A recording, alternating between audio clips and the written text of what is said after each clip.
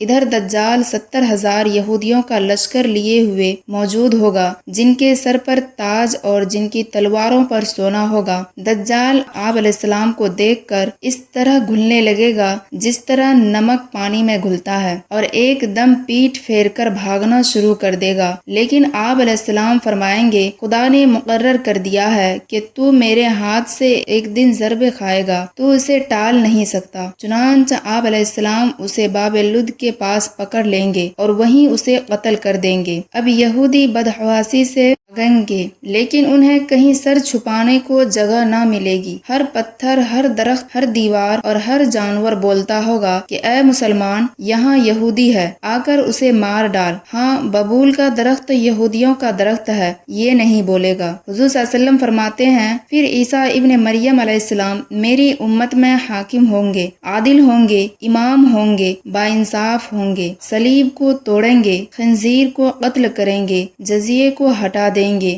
حسد اور بغض بالکل جاتا رہے گا، ہر زہریلے جانور کا زہر میٹھا کر دیا جائے گا، بچے اپنی انگلی سانپ کے منہ میں ڈال دیں گے لیکن وہ انہیں کوئی زر نہ پہنچائے گا، شیروں سے لڑ کے کھیلیں گے، نقصان کچھ نہ ہوگا، بھیڑیے بکریوں کے گلے یعنی ریور میں اس طرح پھریں گے جیسے رکھوالا کتا ہو، تمام زمین اسلام اور اصلاح سے اس طرح بھر جائے گی جیسے کوئی برتن پانی سے لبالب بھرا ہوا ہو، سب کا کلمہ ایک ہو جائے گا، اللہ کے سوا کسی کی عبادت نہ ہوگی، لڑائی اور جنگ بالکل موقوف ہو جائے گی، زمین مثل سفید چاندی کے مانند ہو جائے گی، ایک جماعت کو ایک انگور کا گوشہ پیٹ بھرنے کے لیے کافی ہوگا، ایک انار اتنا بڑا ہوگا کہ ایک جماعت کھائے اور سیر ہو جائے، بیل اتنی قیمت پر ملے گا اور گھوڑا چند درہموں پر ملے گا۔ لوگوں نے پوچھا، اس کی قیمت گر جانے کی کیا وجہ ہوگی؟ فرمایا، اس لیے کہ لڑائیوں میں اس کی سواری بالکل نہ لی جائے گی۔ دریافت کیا گیا کہ بیل کی قیمت بڑھ جانے کی کیا وجہ ہے؟ فرمایا، اس لیے کہ تمام زمین میں کھیتیاں ہونی شروع ہو جائیں گی۔ دجال کے ظہور سے 3 سال سخت قحط سالی ہوگی، پہلے سال بارش کا تیسرا حصہ بحکم خدا روک لیا جائے گا اور زمین کی پیداوار کا بھی تیسرا حصہ کم ہو جائے گا، پھر دوسرے سال خدا آسمان کو حکم دے گا کہ بارش کی 2/3 روک لے، اور یہی حکم زمین کو ہوگا کہ اپنی پیداوار 2/3 کم کر دے۔ تیسرے سال آسمان سے بارش کا ایک قطرہ نہ برسے گا، نہ زمین سے کوئی رویدگی پیدا ہوگی،